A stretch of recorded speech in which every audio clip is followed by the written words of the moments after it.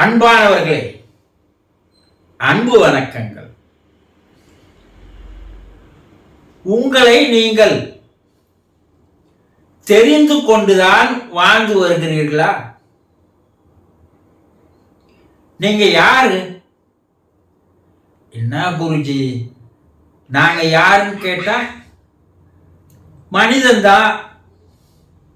மனிதன்தான்.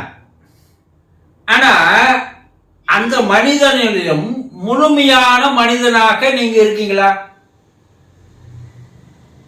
அது என்ன முழுமையான மனிதன்? சரி, தெய்வத்தோடு கூடிய மனிதர்கள் நீங்கள் என்பதாவது தெரியுமா? தெய்வத்தோடவா? ஆமா, கடவுள் உங்களுக்குள்ளே இருக்கிறார். கடவுளோடு நீங்கள் வாசம் செய்து வருகின்ற மனிதர்கள் என்பதை உங்களுக்கு தெரியுமா? என்ன குருஜி, நாங்க கடவுள் எல்லாம் வெளியே போய் வணங்கி கும்பிட்டுன்னு வரோம், நீங்க எங்களுக்குள்ளேயே இருக்கிறாருன்னு சொல்றீங்க. உண்மைதான். அதனால்தான் நான் சொன்னேன், உங்களை நீங்கள் தெரிந்து கொள்ளாமலேயே வாழ்ந்து வருகிறீர்கள். இதற்காக இறைவன் உங்களை படைக்கவில்லை. இப்போ வாழ்ந்து வருகின்ற வாழ்க்கை உங்களை என்ன பண்ணுதுன்னா, உங்களை நீங்கள் தெரிந்து கொள்ள விடாமல், அறிந்து கொள்ள விடாமல், புரிந்து கொள்ள விடாமல் உங்களை தடுத்து நிறுத்துகின்ற வாழ்க்கை தான் இப்போ நீங்க வாழறீங்க. என்ன? ஆமா, உங்களுக்குள்ள இறைவன் இருக்கிறா, கடவுள் இருக்கிறா, ஆண்டவன் இருக்கிறா, தெய்வம் இருக்குது என்றது உங்களுக்கு தெரிஞ்சு வச்சிருக்கீங்களா? இல்ல குருஜி. ஏன்னா அதை தெரிய விடாமல் உங்களுடைய மனமும் உங்களுடைய அறிவும் உங்களை வெளி உலகத்தில் இழுத்துன்னு போய் ஆட்டம் காட்டுவதிலேயே அதனுடைய இயல்பாக குணமாக இருக்குது. மனமும் உங்க உள்ள போல, அறிவும் இதை பற்றிய சிந்தனை உங்களுக்கு வரவே செய்யாத ஒரு நிலையில் அந்த அறிவு இருக்கிறது. இந்த மாய உலகிலே உங்களை வெளி இன்பங்களில் அலைய வைப்பதுதான் உங்களுடைய மனத்தினுடைய வேலையும் சரி, அறிவினுடைய வேலையும் சரி. அப்ப எங்களுக்கு அறிவு இல்லையா? இருக்குது. ஆனா அந்த அறிவே ஆண்டவன் என்பதை புரியாம தான் நீங்க வாழறீங்க. இததான் நம்முடைய முன்னோர்கள் பல முறை அடிச்சு அடிச்சு அடிச்சு அடிச்சு சொன்னாங்க. என்ன? தன்னை அறிய தனக்கு ஒரு கேடு இல்லை. எப்பா, நீ யாருன்னு நீ தெரிஞ்சிக்கிறதுல உன்னை தடுக்கிறவன் யாருமே இல்லை. அது கெட்டதும் இல்லை. தன்னை அறிய தனக்கு ஒரு கேடு இல்லை. தன்னை அறியாமல் தானே கெடுகின்றான். நீங்க யாருன்னு நீங்க புரிஞ்சிக்காம நீங்க நாளுக்கு நாள் நீங்க கெட்டுக்கொண்டு வருகிறீர்கள். தன்னை அறியாமல் தானே கெடுகின்றான். தன் அறிவை அறிந்த பின், அப்ப நம்ம யாரு,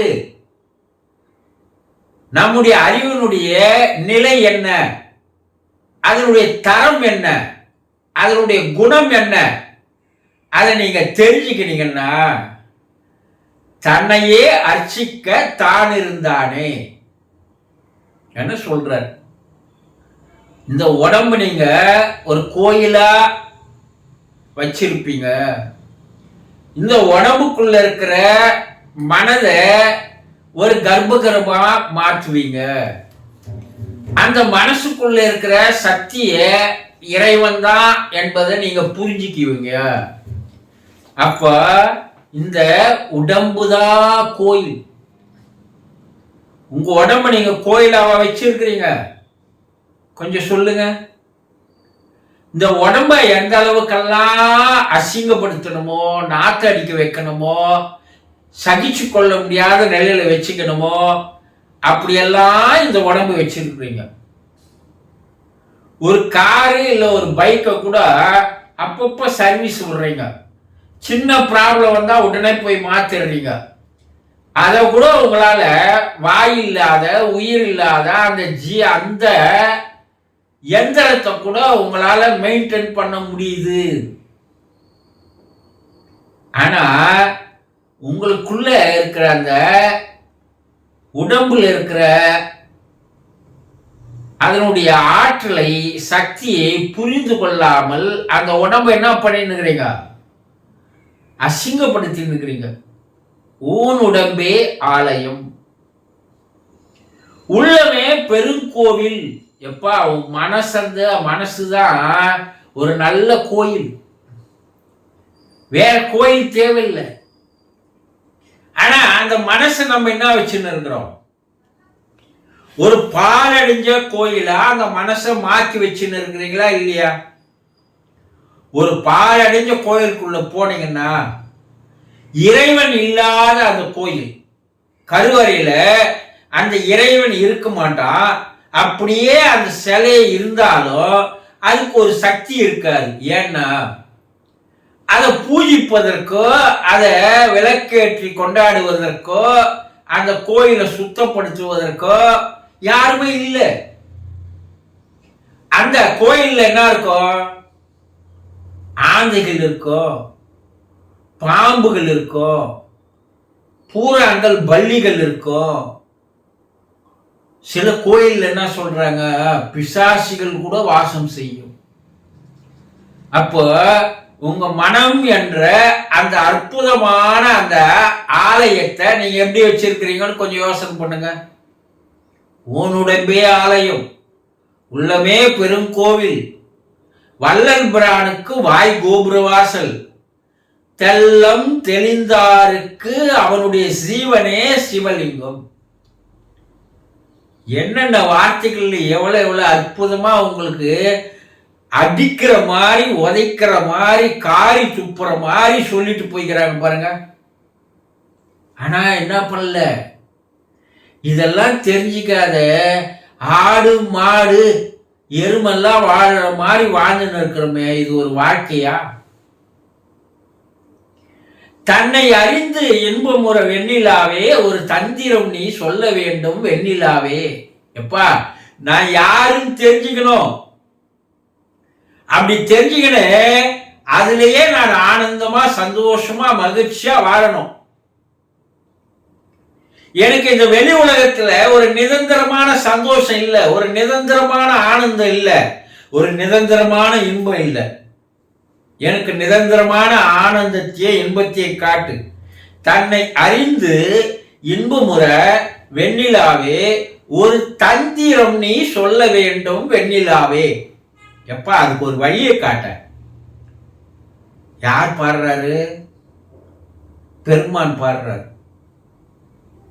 அப்போ நாம் எதற்காக இறைவன் இந்த உடம்பை தந்தான், எதற்காக இந்த பிறப்பை தந்தான், என்ன குறிக்கோளோடு நாம் வந்திருக்கிறோம், எந்த குறிக்கோளோடு நோக்கத்தோடு லட்சியத்தோடு நம்ம வாழணும், இதை யாராவது தெரிந்து கொண்டால் அவனே அவதாரமாக மாறுகிறான். நீங்க அவதாரமா மாறுவானா? அது முடியாத கதை. ஏன்னா அதுல ஒரே நோக்கத்தோடு வாழணும். ஆனா அவங்க மனசை தன்னுடைய கட்டுக்குள்ள கொண்டு வந்தாங்க, மனசை தூய்மைப்படுத்தினாங்க, கலங்கமில்லா ஒரு மனசை அவங்க உருவாக்குனாங்க. நம்மால முடியாதுதான். ஆனா மனித நிலையிலிருந்து மாமனித நிலைக்கு நம்ம உயரலாம் இல்லையா? இல்ல மாமனித நிலையிலிருந்து மகான் நிலைக்காவது உயரலாம் இல்லையா? மகேச நிலைக்கு போக முடியாது. இது யாரோ கோடியில ஒருத்தருக்கு இந்த புண்ணியம் உண்டுன்னு சொல்ற அவையார். ஒரு நிமிஷம் நீங்க யாரு, எங்க இருந்து வந்தோம், நமக்குள்ள என்னதான் இருக்கு என்பதையெல்லாம் யார் சிந்திக்க ஆரம்பிக்கிறானோ அவன் தன்னுடைய நிலையிலிருந்து உயர ஆரம்பிக்கிறான். அப்பதான் அவனுக்குள்ள இருக்கிற தெய்வம் அவனுக்கு காட்சி தருகிறது. அது வரைக்கும் அவனுக்கு அது காட்சி தருவதில்லை. ஆக எதற்காக வாழறோம், ஏன் வாழறோம், எந்த நோக்கத்தோடு வாழ வேண்டும் என்பதை எல்லோரும் தெரிஞ்சிக்க முடியாது. ஏன்னா அது என்ன சொல்லுவீங்கன்னா, அது வயதான காலத்துல தெரிஞ்சுக்கலாம்பா, இப்ப இருக்கிற வரைக்கும் அனுபவிக்கலாம், சந்தோஷமா இருக்கலாம். உண்மையில சந்தோஷமா இருக்கிறீங்களா? வயதான காலம் வரைக்கும் இருப்பீங்கன்ற உத்தரவாதம் இருக்குதா? கொஞ்சம் சிந்தித்து பாருங்கள். வாழ்க்கை என்பது வாழ்வதற்கு. யாரோ ஒரு சிலர் இதை புரிந்து கொண்டால் அதுவே அவர்கள் ஏற்கனவே புண்ணியம் செய்திருக்கிறார்கள் என்பதற்கு ஒரு நிரூபணமாகும். தெரிந்து கொள்ளுங்கள். சந்தோஷம்.